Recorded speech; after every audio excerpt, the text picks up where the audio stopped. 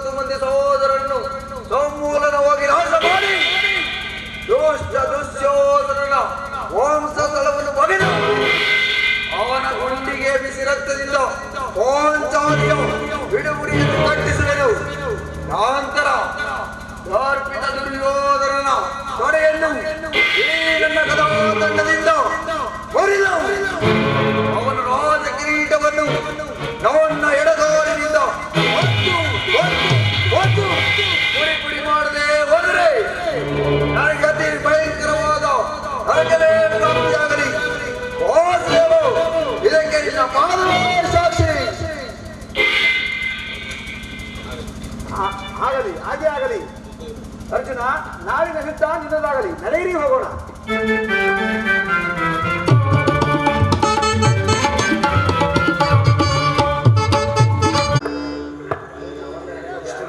ಕೃಷ್ಣನು ಹೇಳಿದ ಸ್ಥಾನವಿದು. ಅಲ್ಲಿ ನಿನ್ನ ಜನ್ಮ ರಹಸ್ಯವನ್ನು ತಿಳಿವೆ ಎಂದು ಹೇಳಿದರು. ಆ ರಹಸ್ಯವೇನು ದೇವ? ಭಗವಾನ್ ಭಾಸ್ಕರ, ಈ ನಿನ್ನ ಜ್ವಲಂತ ಪ್ರಭೆಯಿಂದ ಜಗತ್ತನ್ನೇ ಬೆಳಗುತ್ತಿರುವೆ. ಸಂದೇಹದ ಅಂಧಕಾರದಿಂದ ನನ್ನನ್ನು ಉದ್ಧರಿಸು ದೇವ, ಉದ್ಧರಿಸು.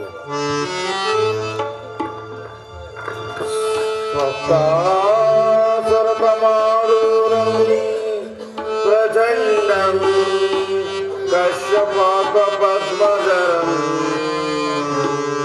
ಶ್ವೇತ ಪದ್ಮಜರಂ ದೇವಂ ತಂ ಸೂರ್ಯೋ ಪ್ರಣಮ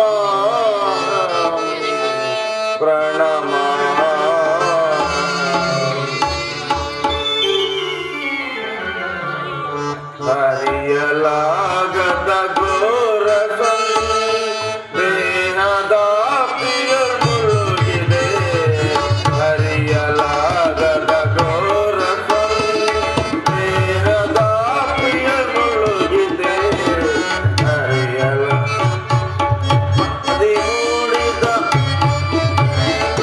ಮನದಿ ಮೂಡಿದ ಅಂಧಕಾರವ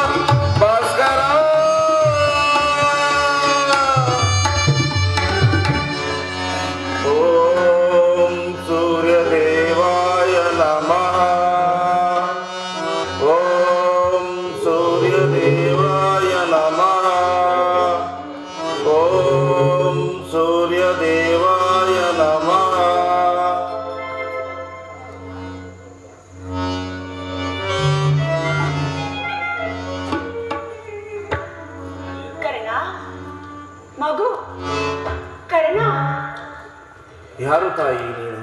ನನ್ನ ಏಕಾಗ್ರತೆಯನ್ನು ಭಂಗಪಡಿಸಿದ್ದೇನೆ. ಯಾರು ತಾಯಿ ನೀನು? ನೀನು ಪೂಜಿಸುತ್ತಿರುವ ಸರ್ವ ಸಾಕ್ಷಿ ಸೂರ್ಯ ದೇವನ ಜ್ವಲಂತ ಪ್ರಭೆಯನ್ನು ನಿನಗೆ ಪ್ರಥಮವಾಗಿ ಪರಿಚಯಿಸಿದ ಸ್ತ್ರೀ ನಾನು. ನೀನು ಏನು ಹೇಳುವೆಯೋ ನನಗೆ ಒಂದೂ ತಿಳಿಯದು. ದೃಷ್ಟಿಯು ಪ್ರಾತಃ ಸೂರ್ಯನ ಕಿರಣಗಳಂತೆ ನನ್ನ ಮನಸ್ಸಿನ ನೋವನ್ನೇ ಕರಗಿಸುತ್ತಿದೆ. ನಿನ್ನ ಧ್ವನಿಯು ನನ್ನ ಹೃದಯಾಂತರದಲ್ಲಿ ನೆಲೆಗೊಂಡು ಮರೆತು ಹೋಗಿದ್ದ ನನ್ನ ಚಿಕ್ಕಂದಿನ ನೆನಪುಗಳು ಚೇತರಿಸುತ್ತಿದೆ. ತಾಯಿ, ನೀನು ಯಾರು? ನಮ್ಮಿರುವರ ಸಂಬಂಧವೇನು? ನನ್ನ ರಹಸ್ಯವನ್ನು ನೀನು ತಿಳಿಸಬಲ್ಲೆಯಾ? ಈ ನಿರ್ಭಾಗ್ಯಳನ್ನು ಕುಂತಿ ಎಂದು ಕರೆಯುವುದು ಕುಮಾರ. ಕುಂತಿ ಅರ್ಜುನನ ತಾಯಿ? ಹೌದು ಕಂದ, ನಿನ್ನ ಶತ್ರುವಿನ ತಾಯಿ. ಅದಕ್ಕಾಗಿ ನೀನು ನನ್ನನ್ನು ದ್ವೇಷಿಸಬೇಡ ಕುಮಾರ. ಬಾಲ್ಯದಲ್ಲಿ ನಿನ್ನ ವಿಚಾರದಲ್ಲಿ ನಾನು ಮಾಡಿದ ಒಂದು ಅಪರಾಧದಿಂದ ಅದನ್ನು ಯಾರ ಬಳಿಯಲ್ಲಿಯೂ ಹೇಳಲಿಕ್ಕಾಗದು. ಎಷ್ಟು ಸಂಕಟ ಅನುಭವಿಸುತ್ತೇನೆ ಆ ಪರಶಿವನಿಗೆ ಗೊತ್ತು. ರಾಜಮಾತೆ, ನೀನು ಏಕಾಂಗಿಯಾಗಿ ಗಂಗಾತೀರಕ್ಕೆ ಏಕೆ ಬಂದೆ ತಾಯಿ? ನಿನ್ನಲ್ಲಿ ನನ್ನದೊಂದು ಭಿಕ್ಷೆ ಇದೆ ಕರ್ಣ. ನಿನ್ನ ಅಭಿಷ್ಟ ಏನು ತಾಯಿ? ಶಾಸ್ತ್ರ ಧರ್ಮಕ್ಕೆ ವಿರುದ್ಧವಲ್ಲದಿರನ್ನು ಏನನ್ನಾದರೂ ಕೇಳು, ಹಾನದಿಂದ ನಡೆಸಿಕೊಡುವೆನು. ನಾನು ನಿನ್ನನ್ನು ಕರೆದುಕೊಂಡು ಹೋಗಲೆಂದು ಬಂದೆನು. ಏನು, ನನ್ನನ್ನು ಕರೆದುಕೊಂಡು ಹೋಗಲು ಬಂದೆಯಾ? ಎಲ್ಲಿಗೆ ತಾಯಿ? ನನ್ನ ಹೃದಯ ಮಂದಿರಕ್ಕೆ. ನನ್ನ ಹೃದಯ ಪೀಠವು ನಿನ್ನ ಪ್ರೀತಿಗಾಗಿ ಹಾರೈಸುತ್ತಿರುವುದು ಕರ್ಣ. 5 ಜನ ವೀರಪುತ್ರನನ್ನು ಪಡೆದ ಭಾಗ್ಯದ ಜನನಿ ಈ ಹೀನಕುಲ ಸೂತಪುತ್ರ ಕಣ್ಣನಿಗೆ ಸ್ಥಾನ ಇರುವುದೇ? ಇರುವುದು ಕಂದ. ಯಾವ ಆ 5 ಜನ ಪುತ್ರರಲ್ಲಿ ನಿನ್ನ ಸ್ಥಾನವು ಮೊದಲನೆಯದು. ಯಾವ ಅಧಿಕಾರದಿಂದ ನಾನು ಅಂತಹ ಸ್ಥಾನವನ್ನು ಹೊಂದಿರುವೆನು ತಾಯಿ? ದೇವರು ಕೊಟ್ಟ ನಿನ್ನ ನಿರ್ವಿವಾದದ ಅಧಿಕಾರದ ಬಲದಿಂದ ಕರ್ಣ. ಸತ್ಯವಾಗಿಯೂ ನಾನು ನಿನ್ನ ತಾಯಿ. ನೀನೇ ನನ್ನ ಜ್ಯೇಷ್ಠ ಪುತ್ರನು.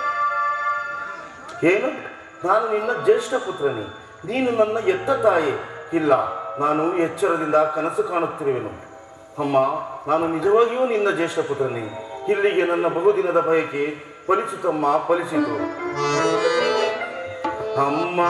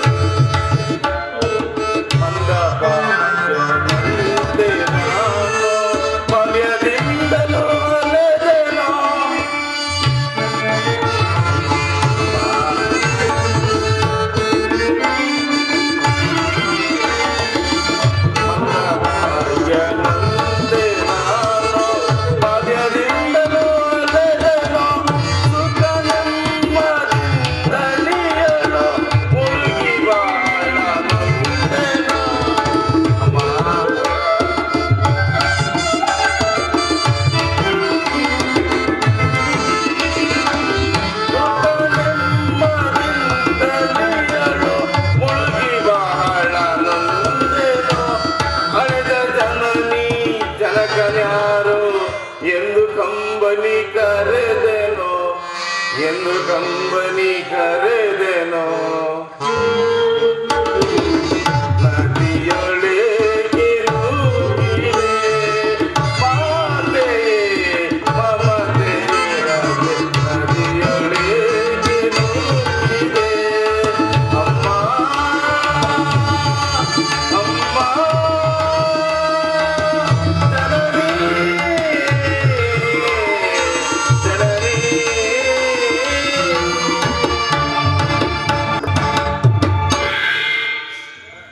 ಅಮ್ಮ ನಾನು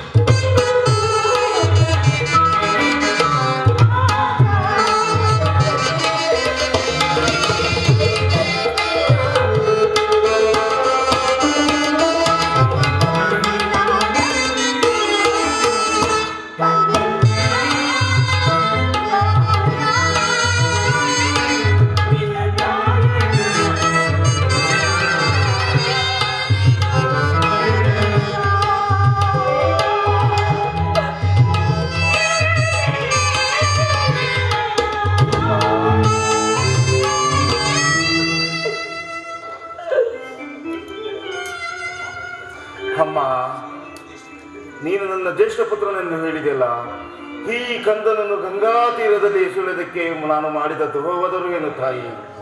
ಈ ನಿನ್ನ ಮಗನಿಗಾಗಿ ಸ್ವಲ್ಪವೂ ದುಃಖಿಸಲಿಲ್ಲವೇ? ಹುಟ್ಟಿದ ಕೂಡಲೇ ನನ್ನನ್ನು ಗಂಗಾ ತೀರದಲ್ಲಿ ಎಸೆಯುವುದಕ್ಕೆ ನಾನು ಮಾಡಿದ ಪಾಪವಾದರೂ ಏನು ತಾಯಿ? ಏ ಪರಮೇಶ್ವರ, ಈ ಪಾಪಿಯ ದೇಹವನ್ನು ಹಳ್ಳಿಯ ಜಲಚರ ಪ್ರಾಣಿಗಳು ತಿನ್ನದೆ ಬಿಟ್ಟಿದ್ದೇಕೆ?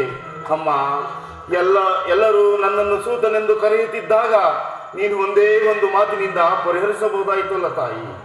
ಅಮ್ಮ, ನೀನು ನನ್ನ ಎತ್ತ ತಾಯಿ, ದೈವಕ್ಕೆ ಸಮಾನಳು. ನಿನ್ನನ್ನು ದೋಷಿಸಿದರೆ ನಾನು ಪರಮ ಪಾಪಿಯಾಗುವೆನು. ಇಷ್ಟು ದಿನಗಳ ಮೇಲಾದರೂ ಈ ಪಾಪಿಯ ಮಗನ ನೆನಪು ಬಂದಿತಲ್ಲ, ಈ ಉಪಕಾರದ ಭಾರವನ್ನು ನಾನು ಹೇಗೆ ತೀರಿಸಲಿ ತಾಯಿ? ಅಯ್ಯೋ ಕರ್ಣ,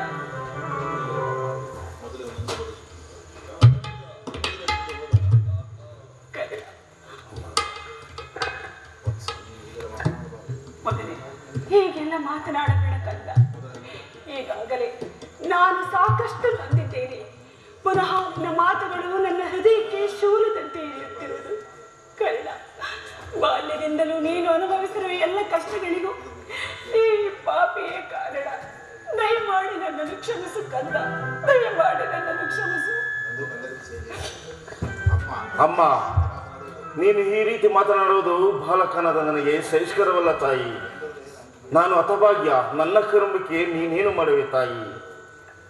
ಕರ್ಣ, ಆದದ್ದು ಆಗಿ ಹೋಯಿತು. ಇನ್ನು ಮೇಲಾದರೂ ನಿನ್ನ ಸಹೋದರರೊಂದಿಗೆ ಸೇರಿ ಸೌಖ್ಯವಾಗಿ ಬಾಳು. ವೈರಿಗಳಾದ ಆ ಕೌರವರೊಂದಿಗೆ ಸೇರಿ ನಿನ್ನ ಸಹೋದರರಿಗೆ ಕೇಡನ್ನು ಬಗೆಬೇಡ ಕಂದ. ಅವರಿಗೆ ಸೌಭ್ರಾತೃ ದಾನ ಮಾಡು ಪುತ್ರ. ಜನನಿ, ಇದೊಂದು ಮಾತನ್ನು ಮಾತ್ರ ಬಿಟ್ಟು ಬೇರೆ ಏನಾದರೂ ಕೇಳು, ನಡೆಸಿಕೊಡುವೆನು. ನಾನು ಜೀವಿಸುವವರೆಗೂ ಸ್ವಾಮಿ ದ್ರೋಹವನ್ನು ಮಾತ್ರ ಮಾಡಲಾರೆನು. ತಾಯಿಯಾದ ನಾನು ನಿನ್ನಲ್ಲಿ ಸೆರಗೊಡ್ಡಿ ಬೇಡುವೆನು. ಪಾಂಡವರನ್ನು ಉಳಿಸು, ಅವರಲ್ಲಿ ವೈರತ್ವವನ್ನು ಕಳೆ. ಅಮ್ಮ, ನೀನು ವೀರಮಾತೆ, ನೀನೇ ಹೇಳು. ಪರದಾತನು ನನ್ನನ್ನು ನಂಬಿರುವಾಗ, ಆತನ ಕಾರ್ಯಗಳು ಸಾಧಿಸಬೇಕಾಗಿರುವಾಗ ಇಂತಹ ಸಂಬಂಧಗಳನ್ನು ಕಲ್ಪಿಸಿಕೊಂಡು ಆತನನ್ನು ತೊರೆದರೆ ದೇವರು ನಂಬುವನು. ನೀನೈತ ಬೋಧನೆ ಮಾಡು ತಾಯಿ. ನಿಶ್ಚಯ. ಆದರೆ ಪಾಂಡವರು ನಿನ್ನ ಬೆನ್ನ ಹಿಂದೆ ಬಿದ್ದ ಸಹೋದರರಲ್ಲವೇ? ನೀವು 6 ಜನ ಪುತ್ರರು ಸೇರಿ ರಾಜ್ಯ ಭಾರ ಮಾಡುವುದನ್ನು ನಾನು ಕಣ್ತುಂಬ ನೋಡಿ ಸಂತೋಷಿಸಬಾರದೇ ಕುಮಾರ? ಜನನಿ, ಸಹೋದರ ಭಾವವೇ ನನಗಿರಲಿಲ್ಲ. ನನ್ನ ತಪ್ಪೇನು? ಪಾಂಡವರ ಪ್ರಾಣವೇ ನನ್ನ ಪ್ರಾಣವೆಂದು ಶ್ರೀಕೃಷ್ಣ ಪರಮಾತ್ಮನು ಹೇಳಿರುವಾಗ ಪ್ರಾಣಕ್ಕೆ ಭಯವೆಂದರೇನು ತಾಯಿ? ಕರ್ಣ, ವೀರಾಧಿ ವೀರನೂ ಆದ ನೀನು, ಶೂರಾದಿ ಶೂರನೂ ಆದ ಆ ಸುಯೋಧನನು ಆ ನನ್ನ ಪಾಂಡವರ ಮೇಲೆ ದ್ವೇಷವನ್ನಿಟ್ಟಿರುವಾಗ ಹೇಗೆ ತಾನೇ ಭಯಪಡದಿರಲಿ ಕಂದ? ಹೇಗೆ ತಾನೇ ಭಯಪಡದಿರಲಿ? ಅವರೊಂದಿಗೆ ಕೂಡಿ ಬಾಳುವ ಇಚ್ಛೆ ಇಲ್ಲದಿದ್ದರೆ ಬಿಟ್ಟು ಬಿಡು. ಆದರೆ ನಾಳಿನ ಯುದ್ಧದಲ್ಲಿ ನೀನು ಪರೋನ್ಮುಖನಾಗು ಕುಮಾರ. ಅಮ್ಮ, ಈ ಕರ್ಣಂತಹ ನೀಚನಲ್ಲ ತಾಯಿ. ಪೌರುಷ ಇರೋವರೆಗೂ ನನ್ನ ಸ್ವಾಮಿಗಾಗಿಯೇ ಹೋರಾಡುವೆನು. ಹಾಗೆ ಆತನಿಗೆ ನನ್ನಲ್ಲಿರುವ ವಿಶ್ವಾಸವನ್ನು ನೀನೇನು ಬಲ್ಲೆ ತಾಯಿ? ನಿನ್ನ ಸಹಿತ ಈ ಪ್ರಪಂಚವೇ ನನ್ನನ್ನು ದೂಡಿ ಬಿಟ್ಟಾಗ ಬಹು ಮುನ್ನಡೆಯಿಂದ ಸಾಕಿ ಸಲಹಿದನಲ್ಲವೇ? ಕುಲಹೀನನನ್ನು ಉದ್ಧಾರ ಮಾಡಿ ಅಂಗರಾಜ್ಯಕ್ಕೆ ಪಟ್ಟಾಭಿಷೇಕವನ್ನಾಗಿ ಮಾಡಿ ತನ್ನ ಪ್ರಾಣದಂತೆ ಹೃದಯ ಸಖನಂತೆ ನನ್ನನ್ನೇ ನಂಬಿ ಯುದ್ಧವನ್ನು ಹೂಡಿರುವಾಗ ಇಂತಹ ಸಂಬಂಧಗಳನ್ನು ಕಲ್ಪಿಸಿಕೊಂಡು ಆತನನ್ನು ತೊರೆಯುವುದು ಧರ್ಮವೇ? ನೀ ಈ ಯುದ್ಧದಲ್ಲಿ ನಾನು ಪರಾನ್ಮುಖನಾಗಲಾರನು ತಾಯಿ, ಪರಾನ್ಮುಖನಾಗಲಾರನು. ಹೋಗಲಿ ಬಿಡ್ಕಲ್ಲ. ನಾಳೆ ಯುದ್ಧದಲ್ಲಿ ಆ ನನ್ನ ಪಾಂಡವರು ನಿನ್ನ ಕೈಗೆ ಏನಾದರೂ ಸಿಕ್ಕರೆ ದಯಮಾಡಿ ಅವರನ್ನು ಕೊಲ್ಲಬೇಡಪ್ಪ, ಅವರನ್ನು ಉಳಿಸು. ಅಮ್ಮ, ಯಾರನ್ನಾದರೂ ಉಳಿಸುವೆನು, ಆದರೆ ಆ ಅರ್ಜುನನನ್ನು ಮಾತ್ರ ಉಳಿಸಲಾರೆನು. ಏಕಪ್ಪ, ಅರ್ಜುನನೊಡನೆ ಯುದ್ಧವನ್ನು ಮಾಡುವುದನ್ನು ನೋಡಿ ನನ್ನ ಸ್ವಾಮಿಯು ಸಂತೋಷ ಪಟ್ಟರೆ ನನ್ನ ಜನ್ಮವು ಸಾರ್ಥಕವಾಗುವುದು. ಮಾತೆಯೇ ಕೇಳು, ಈ ಪ್ರಪಂಚದಲ್ಲಿ ನಮ್ಮಿಬ್ಬರಲ್ಲಿ ಒಬ್ಬರಿಗೆ ಮಾತ್ರ ಸ್ಥಳವಿರುವುದು. ಅರ್ಜುನನಿಂದ ನಾನೇ ಮೃತನಾಗಲಿ, ನನ್ನಿಂದ ಅರ್ಜುನನೇ ಮೃತನಾಗಲಿ, ನಿನಗೆ 5 ಜನ ಮಕ್ಕಳು ಉಳಿಯುವರು ತಾಯಿ. ನೀನು ಚಿಂತಿಸಬೇಡ ತಾಯಿ. ಕರ್ಣ, ಹೋಗಲಿ ಬಿಡು ಕಂದ. ಕಡೆಯದಾಗಿ ಈ ನಿನ್ನ ತಾಯಿಯ ಒಂದು ಮಾತನ್ನಾದರೂ ನಡೆಸಿಕೊಡುವೆಯಾ ಪುತ್ರ? ಅದೇನು ಹೇಳು ತಾಯಿ, ನಿನ್ನ ಪಾದದಳೆಗೂ ನಡೆಸಿಕೊಡುವೆನು. ಸತ್ಯವಾಗಿ ನಡೆಸಿಕೊಡುವೆಯಾ ಕಂದ? ನಿನ್ನ ಪಾದದಾಣೆಗೆ ಸತ್ಯವಾಗಿ ನಡೆಸಿಕೊಡುವೆನು ಹೇಳುತ್ತಾನೆ. ಆಯುಷ್ಯ ಇದ್ದವರು ಎಲ್ಲಿಯಾದರೂ ಬದುಕಿಕೊಳ್ಳುತ್ತಾರೆ. ಹೆತ್ತ ಹೊಟ್ಟೆಗೆ ಅದೇ ಸಂತೋಷ. ಆದರೆ ನಾಳೆ ನಡೆಯುವ ಭಯಂಕರ ಯುದ್ಧದಲ್ಲಿ ನೀನು ಮಾತ್ರ ತೊಟ್ಟ ಬಾಣವನ್ನು ಪುನಃ ತೊಡಗಿಲ್ಲ.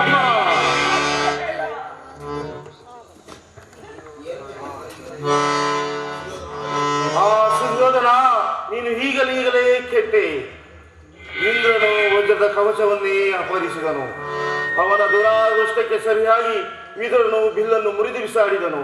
ಶ್ರೀಕೃಷ್ಣ ಪರಮಾತ್ಮನು ನನ್ನ ಜನ್ಮ ವೃತ್ತಾಂತವನ್ನು ತಿಳಿಸಿ ನನ್ನ ಹೃದಯದ ಸ್ಥೈರ್ಯವನ್ನೇ ಕಿತ್ತುಕೊಂಡೆನು. ಈಗ ನನ್ನ ಹೆತ್ತ ತಾಯಿಯು ತೊಟ್ಟ ಮಾನವನ್ನು ತೊಳಬೇಡವೆಂದು ವಾಗ್ದಾನ ಪಡೆದಳು. ಇರಲಿ, ಪ್ರಪಂಚ ದೈವ ಎಲ್ಲವೂ ಸಂಚು ಮಾಡುತ್ತಿದೆ. ಎತ್ತ ಕರುಳಿನ ಬಾಧೆಯನ್ನು ನಾಳೆ ಸತ್ಯ ಸಾಕ್ಷಿ ಧರ್ಮವನ್ನು ನಾಡಿರಲಿದೆ. ಕಂಡ ಕಡೆಯೋ ಧರ್ಮದಾತಿಗೆ ಕಾಲಿಡಲಿದೆ. ಕೊಡುವೆನು ಭಾಷೆಯನ್ನು ಬಿಡುತ್ತಿಂತೆಯ ಜನನೀ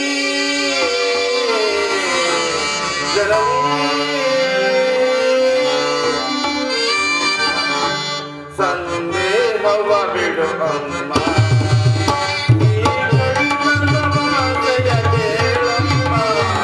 ಸಂದೇಹವ ಬಿಡು ಅಮ್ಮ.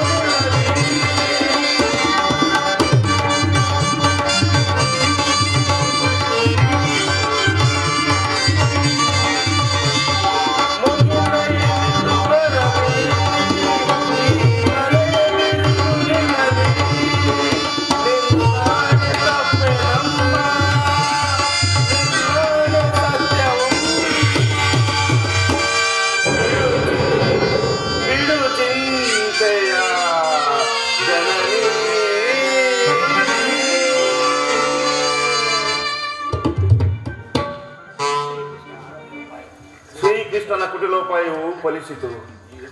ಈ ಯುದ್ಧದಲ್ಲಿ ನಮಗೆ ಖಂಡಿತವಾಗಿಯೂ ಜಯವಿಲ್ಲ. ಅಮ್ಮ, ನಿಮ್ಮೆಲ್ಲರ ಸಂತೋಷ ಇದ್ದಂತೆಯೇ ಆಗಲಿ. ನೀನಿನ್ನು ಹೋಗಿ ಬಾ ತಾಯಿ. ಅಮ್ಮ, ಹೀಗೆ ಬಾ, ನನ್ನದೊಂದು ಮಾತನ್ನು ನಡೆಸಿಕೊಡುವೆಯ ತಾಯಿ? ನಿನ್ನ ಒಂದು ಮಾತನ್ನು ನಡೆಸಿಕೊಡಲಾರದಂತಹ ಪಾಪೇನಾಗಿ ಅದೇನೆಂದು ಹೇಳು ಕಂದ, ಅದೇನೆಂದು ಹೇಳು. ಅಮ್ಮ, ಈ ಯುದ್ಧ ಮುಗಿಯವರೆಗೂ ನಾನು ನಿನ್ನ ಮಗನೆಂಬ ವಿಚಾರವು ಯಾರಲ್ಲಿಯೂ ತಿಳಿಸಬೇಡ ತಾಯಿ. ದೈವವಶ ಈ ಯುದ್ಧದಲ್ಲಿ ನಾನೇನಾದರೂ ಮೃತನಾದರೆ ಸತ್ಯಸಂಧನಾದ ಧರ್ಮಾನಂದನಿಂದ ನನ್ನ ಉತ್ತರ ಕ್ರಿಯೆಗಳನ್ನು ಮಾಡಿಸಬೇಕೆಂದು ಬೇಡಿಕೊಳ್ಳುವೆನು. ಇದೆಂತಹ ಸಂಕಟ ಮಗನೇ, ಇದೆಂತಹ ಸಂಕಟ. ಇಂತಹ ಸಂಕಟ ನಾಶಗಳಿಂದಲೇ ಈ ಧರ್ಮ ಸಾಮ್ರಾಜ್ಯವು ಸ್ಥಾಪನೆಯಾಗುವಂತಾದರೆ ಅಂತಹ ಸಾಮ್ರಾಜ್ಯವೇ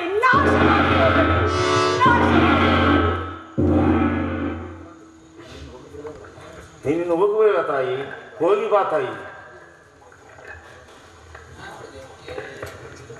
ಈ ಪ್ರಪಂಚದಲ್ಲಿ ದೈವಾನುಕೂಲ ಇಲ್ಲದವನು ಬದುಕಿದರೂ ವ್ಯರ್ಥ.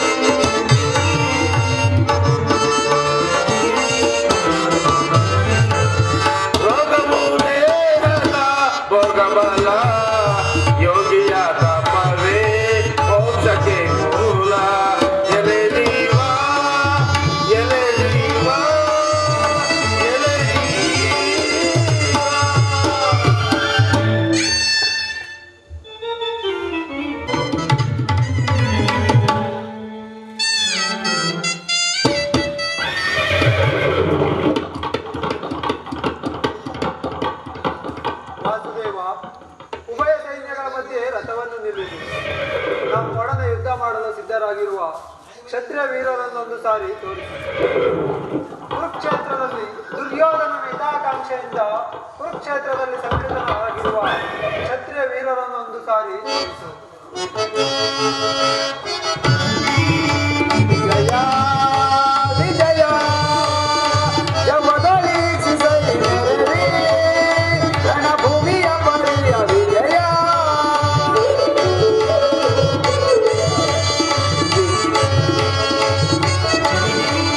ವಿಜಯ ವಿಜಯ ಜಮದಳಿಸಿ ಸೈನ್ಯರೇ ರಣಭೂಮಿಯ ಪರಿಯ ವಿಜಯ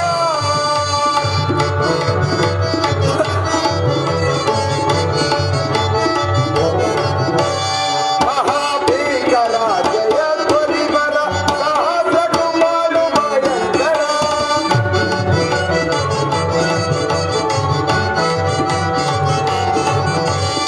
ಮಹಾಭೀಕರ ಜಯ ಧ್ವನಿವರ ಸಾಹಸ ಕುಮಾರು ಭಯಂಕರ ಮಹಾರಥಿಕ ಬಲು ಮದಾಂತಿ ಬಡಿರುದ ಮಹಾರಥಿಕ ಬಲು ಮದಾಂತಿ ಬಡಿರುದ ಮಹತ್ಕಾಳಿ ಪದ ಸಮರ್ಥ ವಿಜಯ ಜಮದಳಿಸಿ ಸೈನ್ಯರೇ ರಣಭೂಮಿಯ ಪರಿಯ ವಿಜಯ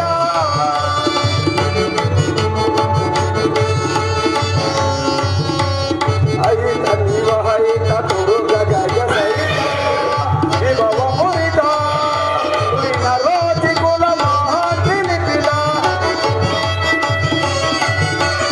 ತುರಿನ ರೋಚಿ ಕುಲ ಮಹಾಂತಿ ನಿಪಿಲ ಕೃಪಭರಿತ ಕುರು ವಿಜಯ ಪರಿಕರಿತ ಕೃಪಭರಿತ ಕುರು ವಿಜಯ ಪರಿಕರಿತ ವಿಜಯ ಜಗದಳಿಸಿ ಸೈನ್ಯರೇ ರಣಭೂಮಿಯ ಪರಿಯ ವಿಜಯ.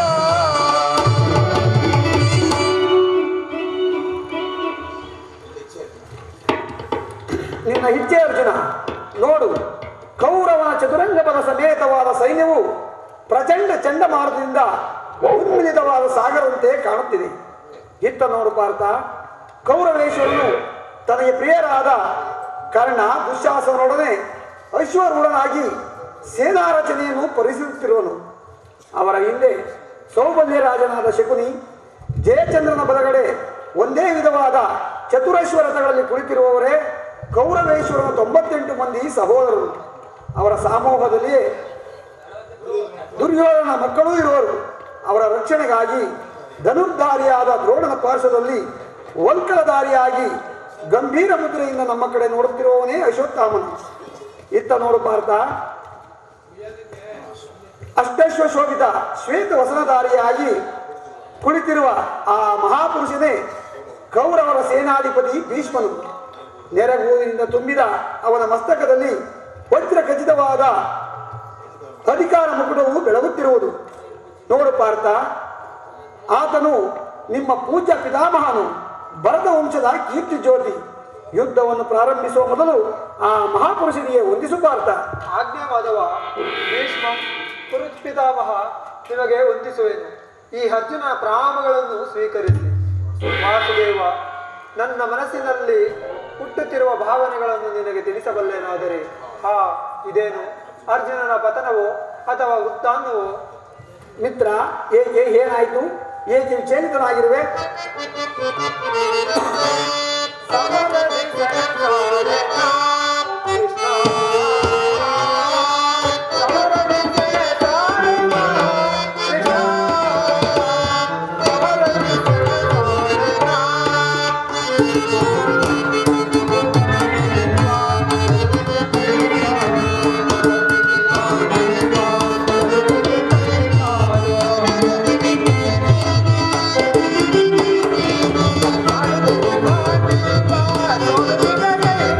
you.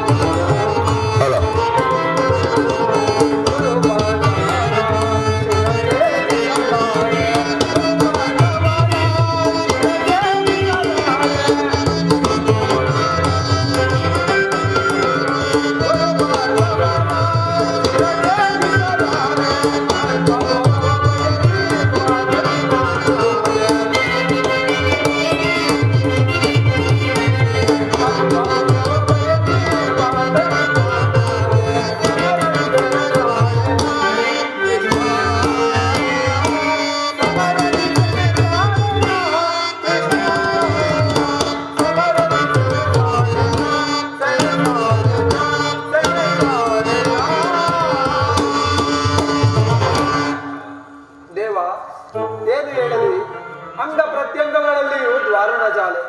ಬೇಸಿಗೆ ಬಿಸಿಲಿನಿಂದ ಬೆಂದ ತಾವರೆಯಂತೆ ಮುಖವು ಬಾಡಿರುವುದು, ನಾಲಿಗೆಯು ಒಣಗುವುದು, ಶರೀರದಲ್ಲಿ ರೋಮಾಂಚನವು ಕಂಪನವು ಹುಟ್ಟುತ್ತಿರುವುದು, ಕೈಕಾಲುಗಳಲ್ಲಿ ನಿಲ್ಲಲು ತ್ರಾಣವಿಲ್ಲ ಕೃಷ್ಣ.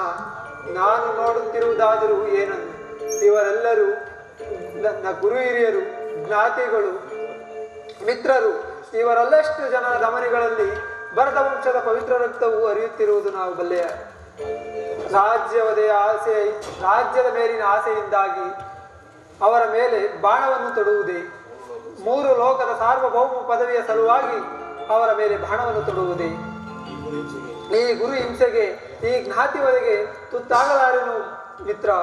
ಈ ಯುದ್ಧವು ನನಗೆ ಬೇಡ, ರಥವನ್ನು ತಿರುಗಿಸು. ಅರ್ಜುನ, ಇದೇನು ಈ ವಿಷಮಾವಸಾರದಲ್ಲಿ ಇಂತಹ ಕಶ್ಮಲ ಭಾವವು ನಿನ್ನಲ್ಲಿ ಹೇಗೆ ಹುಟ್ಟಿದ್ದು? ಕ್ಷತ್ರಿಯ ವೀರನಾಗಿ ಅನಾರ್ಯನಂತೆ ವರ್ತಿಸುತ್ತಿರುವೆಯ?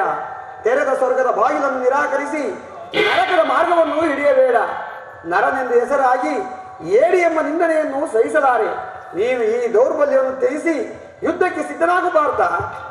ವಾಸುದೇವ, ಒಂದು ಸಾರಿ ಕುರು ಸೈನ್ಯದ ಕಡೆ ತಿರುಗಿ ನೋಡು. ಭೀಷ್ಮನು ಪರಮ ಪೂಜ್ಯ ಪಿತಾಮಹನು, ಆಚಾರ್ಯ ದ್ರೋಣನು ಅಸ್ತ್ರ ಶಿಕ್ಷಣವನ್ನು ಕೊಟ್ಟ ಗುರು. ಪೂಜಾಕರಾದ ಇವರ ಮೇಲೆ ಬಾಣವನ್ನು ತೊಡುವುದೇ ಗುರುವದೆಯಿಂದ ಲಭಿಸುವ ಸಂಪತ್ತಿಗಿಂತ ಭಿಕ್ಷಾವೃತ್ತಿಯೇ ಶ್ರೇಯಸ್ಕರವು.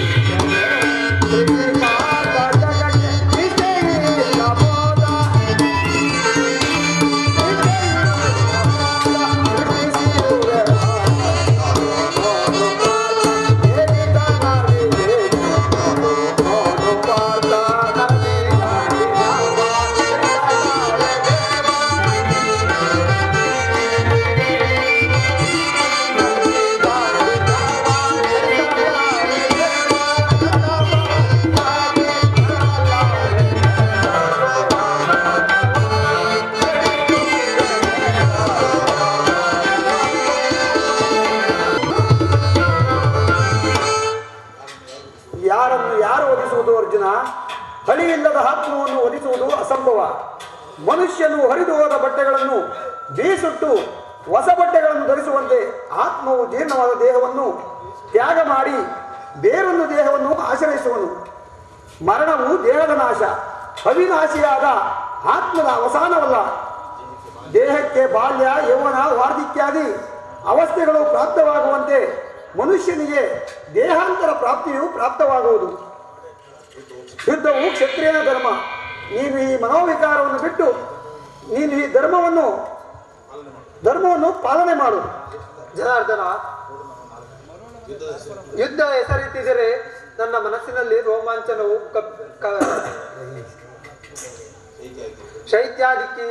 ಶೈತ್ಯಾಧಿಕ್ಯದಿಂದ ಸರ್ವಾಂಗಗಳು ನಿಶ್ಚೇಷಿತವಾಗಿರುವುದು. ನಾನು ಹೇಡಿಯಲ್ಲ, ಪಾಪ ಭೀತಿಯಿಂದ ಯುದ್ಧ ವಿಮುಖನಾಗಿರುವನು. ಯುದ್ಧದ ಹೊರತಾಗಿ ಕ್ಷತ್ರಿಯನಿಗೆ ಮತ್ಯಾವ ಧರ್ಮವಿಲ್ಲವೇ? ಸ್ವಧರ್ಮ ಪಾಲನೆಯಲ್ಲಿ ಪ್ರಾಣಗಳನ್ನಾದರೂ ತ್ಯಜಿಸಬಹುದು. ಪರಧರ್ಮವಲ್ಲಭನವು ಅನರ್ಥಕಾರಿ. ನೆನಪಿರಲಿ, ಈ ಮನೋವಿಕಾರವನ್ನು ಬಿಟ್ಟು ಸ್ವಧರ್ಮವನ್ನು ಪಾಲನೆ ಮಾಡು. ಅಜ್ಞಾನದಿಂದ ನೀನು ಕರ್ಮಭ್ರಷ್ಟನಾಗಬೇಡ. ವಾಸುದೇವ, ಈ ಯುದ್ಧದಲ್ಲಿ ನನ್ನ ಕರ್ಮವೇನು? ಧರ್ಮನಾಶವೋ ಧರ್ಮ ರಕ್ಷಣೆಯೋ ಉಭಯ ಭ್ರಷ್ಟನಾಗದಂತೆ ನನಗೊಂದು ಮಾರ್ಗವನ್ನು ತೋರಿಸು. ಧರ್ಮವು ಮಾನವನ ಜೀವನದ ರಾಜಮಾರ್ಗ. ನೀನೀಗ ಕರ್ಮತತ್ಪರನಾಗು. ಫಲಾಫಲಗಳನ್ನು ಚಿಂತಿಸಿ ಸ್ವಧರ್ಮವನ್ನು, ನಿರ್ದಿಷ್ಟ ಕರ್ಮವನ್ನು ಆಚರಿಸು. ಅಸ್ತ್ರಗಳನ್ನು ಧರಿಸು, ಕರ್ಮಯೋಗಿ ಎನಿಸು. ಇಹಲೋಕದಲ್ಲಿ ಕೀರ್ತಿಯನ್ನು, ಪರಲೋಕದಲ್ಲಿ ಸ್ವರ್ಗವನ್ನು ಪಡೆಯುವಂತೆ. ದೇವ, ಈ ದಿವ್ಯವಾಣಿಯಿಂದ ನನ್ನ ಹೃದಯದ ಪ್ರಸುಪ್ತ ಪ್ರಜ್ಞೆಯನ್ನು ಎಚ್ಚರಿಸುತ್ತಿರುವ ನೀನು ಯಾರು? ನಿನ್ನನ್ನು ತಿಳಿಯುವ ಬಗೆ ಹೇಗೆ? ಅರ್ಜುನ, ನಾವಿಬ್ಬರು ಅನೇಕ ಸಾರಿ ಇಹಲೋಕದಲ್ಲಿ ಜನ್ಮಗ್ರಹಣ ಮಾಡಿರುವೆವು. ನನಗೆ ಅವುಗಳ ನೆನಪಿರುವುದು, ನಿನಗಿಲ್ಲ. ಸ್ವಧರ್ಮ ಪಾಲನೆ, ಸಜ್ಜನರ ಪಾಲನೆ, ದುಷ್ಟರ ನಾಶ, ಧರ್ಮ ಸಂಸ್ಥಾಪನೆ ಇವು ನನ್ನ ಅವತಾರದ ಉದ್ದೇಶಗಳು. ನಿನ್ನ ಅವತಾರದ ಗುರುತುಗಳೇನು ದೇವ? ನಿನ್ನನ್ನು ತಿಳಿಯುವ ಬಗೆ ಹೇಗೆ? ಉತ್ತರವನ್ನು ಕರುಣಿಸು ದೇವ. ನಾನು ಮಾಯಾರೂಪಿ, ಧರಿತ್ರಿ ಎನಿಸಿ ಸರ್ವ ಪ್ರಪಂಚವನ್ನು ಧಾರಣ ಮಾಡುವೆನು.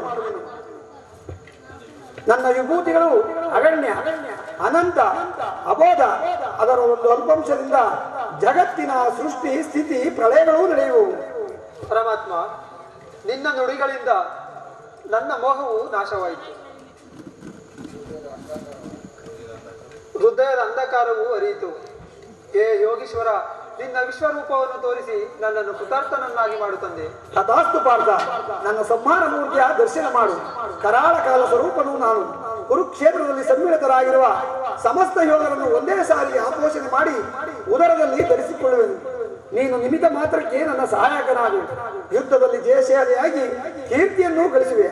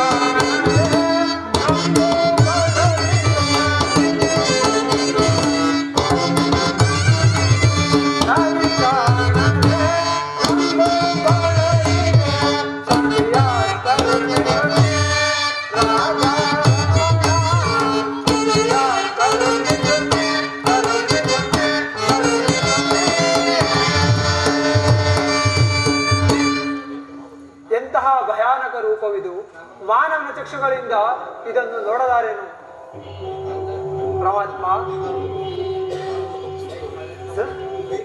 ಕೈಕಾಲುಗಳು ಕಂಪಿಸುತ್ತಿರುವವು. ಕರುಣಾಮಯನೇ, ನಿನ್ನ ಸೌಮ್ಯ ರೂಪವನ್ನು ದ್ವಾರಣ ಮಾಡು.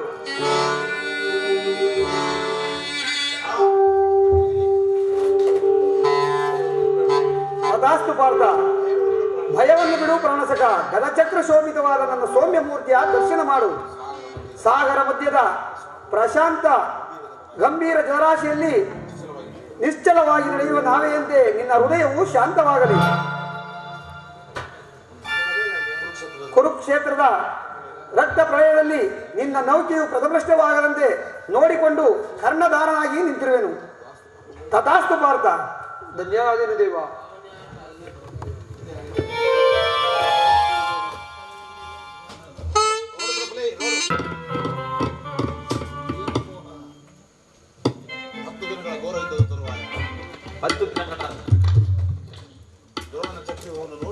ದ್ರೋಣನ ಚಕ್ರವ್ಯೂಹವನ್ನು ನೋಡಿ ನನ್ನ ಆಸೆಯು ಭಂಗವಾಯಿತು. ವ್ಯೂಹದ ಮಹಾದ್ವಾರದಲ್ಲಿ ಸ್ವತಃ ದ್ರೋಣಾಚಾರ್ಯನು ಧನುರ್ಧಾರಿಯಾಗಿರುವುದು.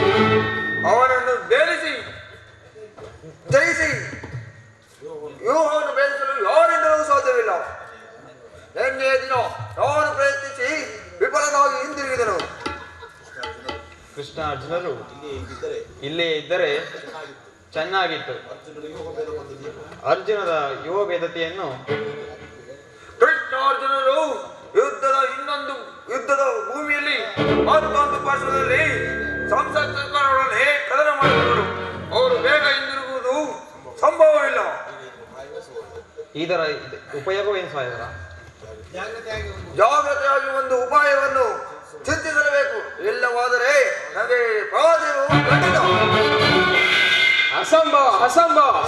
ಪರಾಜಯ ಇದೆಂಥ ಮಾತು ದೊಡ್ಡಪ್ಪ. ನಿನ್ನ ಕೈಯಲ್ಲಿ ಗದೆ ಇರುವಾಗ ನನ್ನ ಪೂಜ್ಯ ತಂದೆ ಆ ಕಪಿಧ್ವಜವು ಯುದ್ಧ ಭೂಮಿಯಲ್ಲಿ ಹಾರಾಡುತ್ತಿರುವಾಗ ಪಾಂಡವರಿಗೆ ಅಪಜಯವಿಗೆ ಈಗ ನಮಗೆ ಒದಗಿರುವ ಅಂತಹ ಮತ್ತೇನು ದೊಡ್ಡಪ್ಪ? ಅಭಿಮನ್ಯು, ದ್ರೋಣನ ಚಕ್ರವ್ಯೂಹವನ್ನು ಬೇರು ಶಕ್ತಿ ನಮಗಿಲ್ಲ.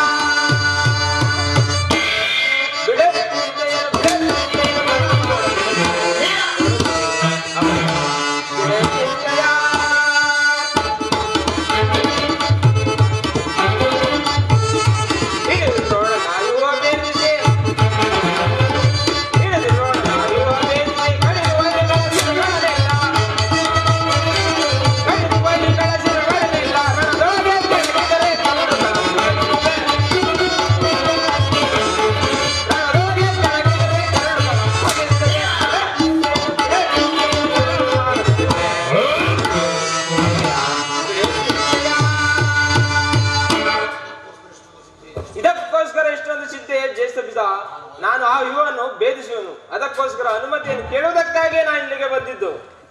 ಅಭಿಮನ್ಯು ಬಾಬು, ನಮ್ಮ ವಂಶದ ಗೌರವ ಸ್ವರೂಪವನೇನು?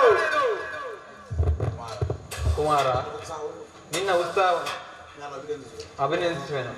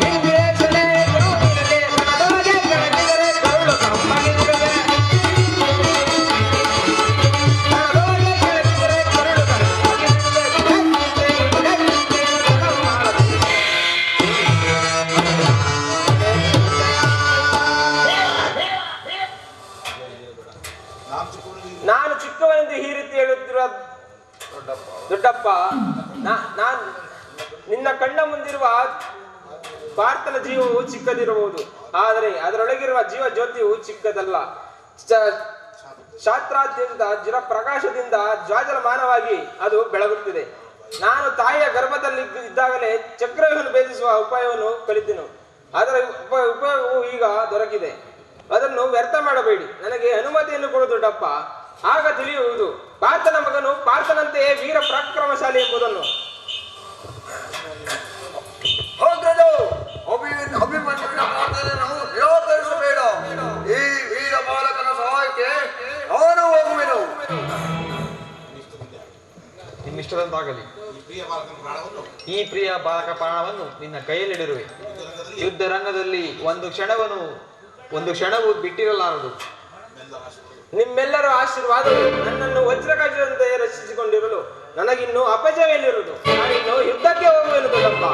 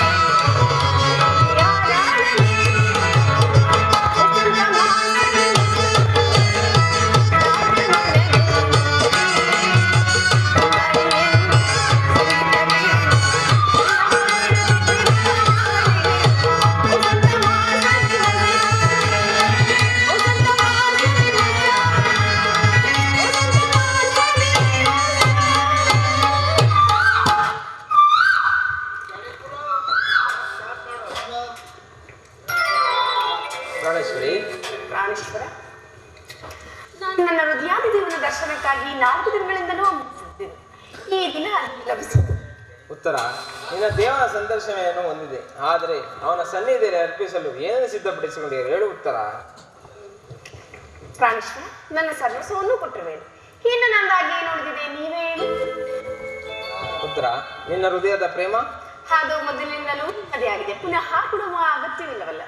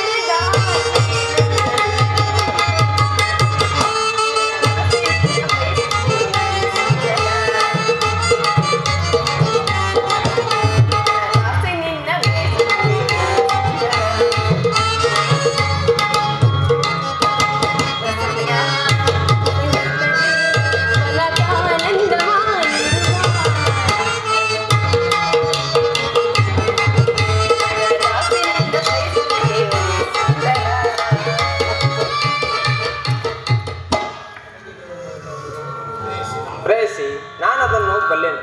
ಆದರೆ ನಿನ್ನ ಪ್ರೇಮವನ್ನು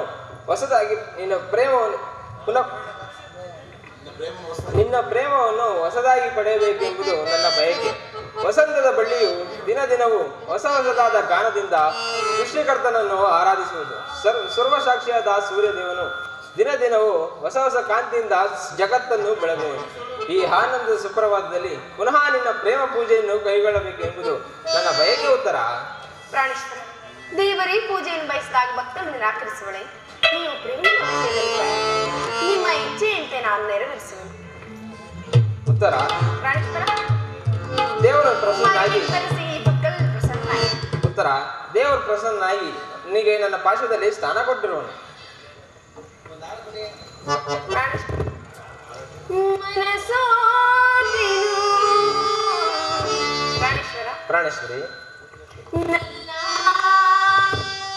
ನಿನಗೆ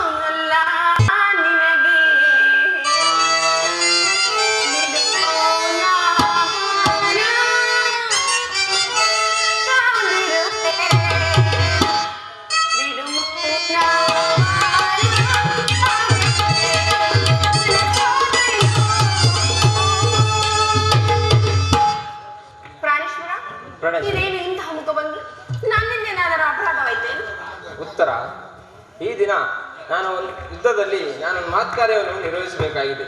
ನಿನ್ನ ಪ್ರೇಮದ ಆರೋಹಣೆಯನ್ನು ಸನ್ಮಾನಿಸಲು ನನಗೆ ಸಮಯವಿಲ್ಲ. ಏನು ಮಾಡಲಿ ಉತ್ತರ? ಪ್ರಾಣೇಶ್ವರ, ಈ 4 ದಿನಗಳಿಂದಲೂ ಯುದ್ಧದಲ್ಲಿ ನಿರತರಾಗಿದ್ದೆ. ಈ ದಿನ ಮಾಧವನ ನೋಡದೆ ಕಳೆಯಬಾರದು. ಉತ್ತರ: ದ್ರೋಣ ಚಕ್ರವನ್ನು ಭೇದಿಸಲು ಯುಧಿಷ್ಠಿರಾಜನ ಅನುಮತಿಯನ್ನು ಪಡೆದು ನಾನು ಯುದ್ಧಕ್ಕೆ ಹೊರಟಿರುವೆನು. ನನ್ನನ್ನು ತಡೆಯಬೇಡಿ.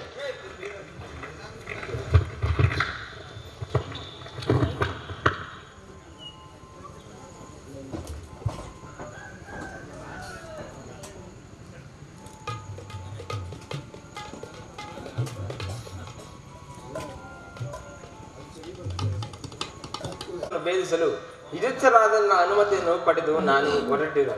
ನನ್ನನ್ನು ತಡೆಯಬೇಡ. ನಗುಮುಖದಿಂದ ಕಳಿಸಿಕೊಡು ಉತ್ತರ. ಪ್ರಾಣೇಶ್ವರ, ನೀವು ಯುದ್ಧಕ್ಕೆ ಹೋಗಲೇಬೇಕಿದ್ರೆ ನನ್ನನ್ನು ಸಗ್ಗಡ ಕರೆದುಕೊಂಡು ಹೋಗಿ. ನಿಮ್ಮ ತಂದೆಯರ ವಿವಾಹ ಕಾಲದಲ್ಲಿ ಬಲರಾಮನೊಂದಿಗೆ ಯುದ್ಧ ಮಾಡುವಾಗ ಅತ್ತೆಯವರು ಸಹಾಯ ಮಾಡಿದರಂತೆ. ಈಗ ನಾನು ನಿಮಗೆ ಸಹಾಯಕಳಾಗಬೇಕು. ಉತ್ತರ: ಆ ದಿನ ನನ್ನ ತಾಯಿಯು ಉಪಾಯವಿಲ್ಲದೆ ಹಸ್ತಧಾರಣ ಮಾಡಬೇಕಾಯಿತು. ಈ ಯುದ್ಧ ರಂಗವು ಸ್ತ್ರೀಯರಿಗೆ ಉಚಿತವಾದ ಸ್ಥಾನವಲ್ಲ. ಉತ್ತರ: ಓ, ಯುದ್ಧಕ್ಕಾಗಿಯೇ ಈ ಹೊಸ ಬಿಲ್ಲನ್ನು ತಂದಂತೆ. ಇದನ್ನೊಂದು ಸಾರಿ ಎದುರಿಸಲೇನು? ಉತ್ತರ: ಈ ಕೋಮಲ ಹಸ್ತಗಳಿಗೆ ಯೋಗ್ಯವಾದ ಕಾರ್ಯವುದಲ್ಲ. ಅನಂಗರಾಜಲಕ್ಷ್ಮಿ, ನಿನ್ನ ಸಖಿಯರು ತಿರುತಂದ ಹೂಗಳನ್ನು ಎದೆಯಿರಿಸು. ಮನ್ಮನ ಶಾಯಿನಿ, ನಿನ್ನ ಹೃದಯದ ಮಧ್ಯದಲ್ಲಿ ನನಗೆ ಆಶ್ರಯವನ್ನು ಕೊಡು. ಉತ್ತರ: ಸಾಕಿ ವಿನೋದ ಸರೋಜಾನನ.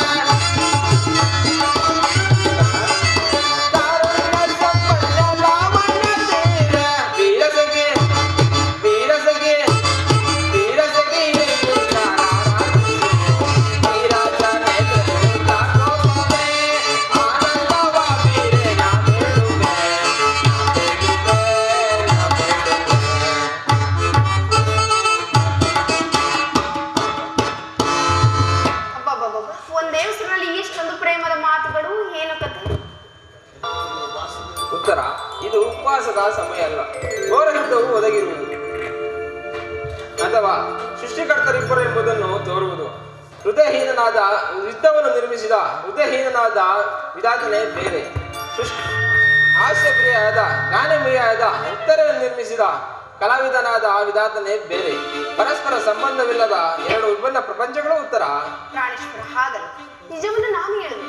ಒಬ್ಬನಾದ ವಿಧಾತನು ಇಬ್ಬರು ಉತ್ತರ ನಿರ್ಮಿಸಿದರು. ಇದುವರೆಗೂ ಹಾಸ್ಯಮಯಿಯಾದ ಗಾನಶೀಲೆಯಾದ ಒಬ್ಬ ಉತ್ತರನ್ನು ನೋಡಿದ. ಈಗ ವೀರಪತ್ನಿಯಾದ ವೀರಾಂಗನೆಯಾದ ಮತ್ತೊಬ್ಬ ಉತ್ತರವನ್ನು ನೋಡು. ಹೋಗು ತರಣವಿದೆ. ಯುದ್ಧವು ಕ್ಷೇತ್ರದ ಧರ್ಮ. ನೀನಾ ಧರ್ಮವನ್ನು ಪಾಲನೆ ಮಾಡು. ಉತ್ತರ. ಸಂತೋಷಗಳಾಗಿ ನನ್ನನ್ನು ಕಳಿಸಿಕೊಡು. ನನಗೋಸ್ಕರ ದುಃಖಿಸುವುದಿಲ್ಲವೇ? ದುಃಖಿಸುವುದಿಲ್ಲ. ಅಥವಾ ಪ್ರಚಂಡ ದಾನದಂತೆ ಮನಸ್ಸಿನ ದುಃಖವನ್ನು ಮುಚ್ಚಿಕೊಂಡು ಮುಖದಲ್ಲಿ ಹರ್ಷವನ್ನು ಸೂಚಿಸುತ್ತಾ ಪತಿಯನ್ನು ಬೀಳ್ಕೊಳ್ಳಲಾರದ ಪತ್ನಿಯು ವೀರಂಗನೆನಿಸಿಕೊಳ್ಳುವಳು. ಪ್ರಾಣೇಶ್ವರ ಕರ್ತವ್ಯದಲ್ಲಿ ನಿಲ್ಲಿಸಿದ ಹಾಗೂ ಪ್ರಾಣೇಶ್ವರ ಉತ್ತರ ತನ್ನ ಭಾಗದ ಕರ್ತವ್ಯವನ್ನು ಸಾಹಸವದನಾಗಿ ನಿರ್ವಹಿಸಿದವಳು. ಉತ್ತರ.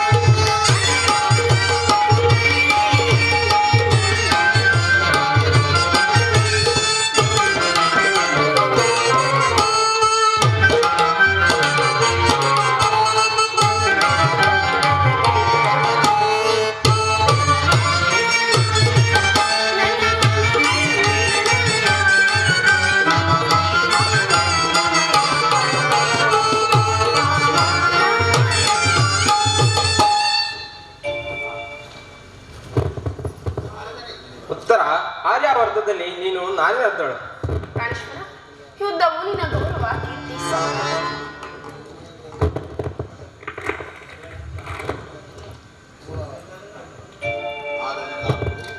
ಆದರೆ ನಿನಗಾಗುವ ಗೌರವವೂ ಇಲ್ಲವೇ? ಈ ದಿನ ಎಷ್ಟೊಂದು ಜನ ವೀರ ಮಾತೆಯರು ವೀರ ಪತ್ನಿಯರು ಹೃದಯ ದುಃಖವನ್ನು ಅಡಗಿಸಿಕೊಂಡು ಕಣ್ಣೀರನ್ನು ಭೂಮಿಗುಲಿಸದೆ ಪತಿಪುತ್ರರಿಂದ ಸಾಹಸಮುಖಿಯರಾಗಿ ಪತಿಪುತ್ರರಿಂದ ಬೀಳ್ಕೊಂಡಿರುವರು. ಅವರಿಗಾಗುವ ಗೌರವವೂ ಇಲ್ಲವೇ?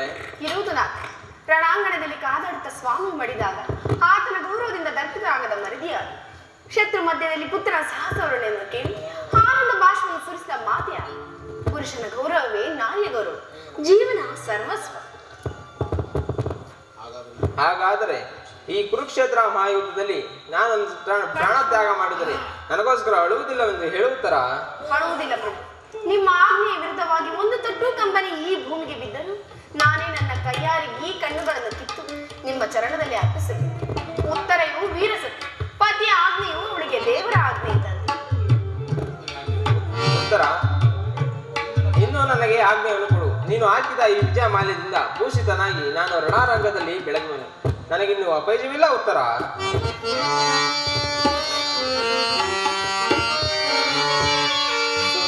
ಸವಿ ಪ್ರೇಮ ಬಲದ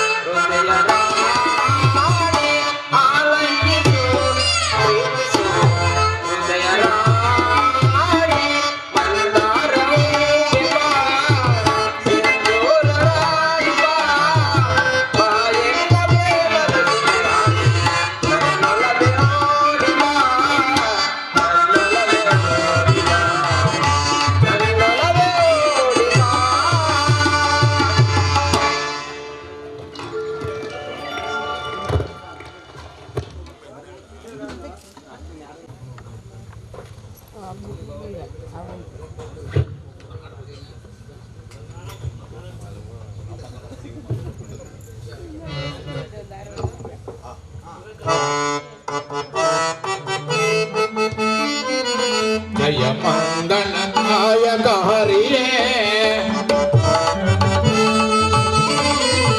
ಜಯ ಮಂಗಳದಾಯಕ ಹರಿಯೇ ಜಯ ಪಾವನ ಹರಿ ಮುರಾರೇ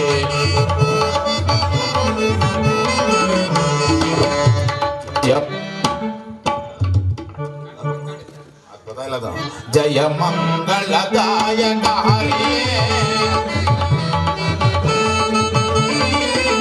ಜಯ ಪಾವನ ಹರಿ ಮುರಾರೇ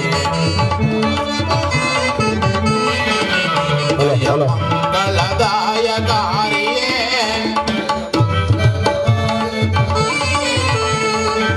ಮಂಗಳವರ ಗುಣ ಶಿರೋರಾಜಯ ಮಂಗಳವರ ಗುಣ ಶಿರೋರಾಜಯ ಜಯ ಜಯ ಜಯ ಜಯ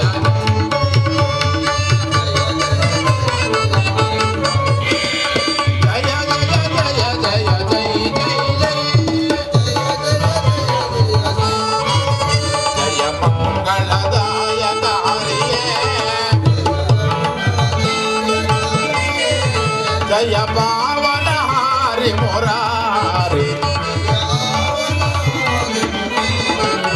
ಜಯ ಮಂಗಳದಾಯಕ ಹರಿಯೇ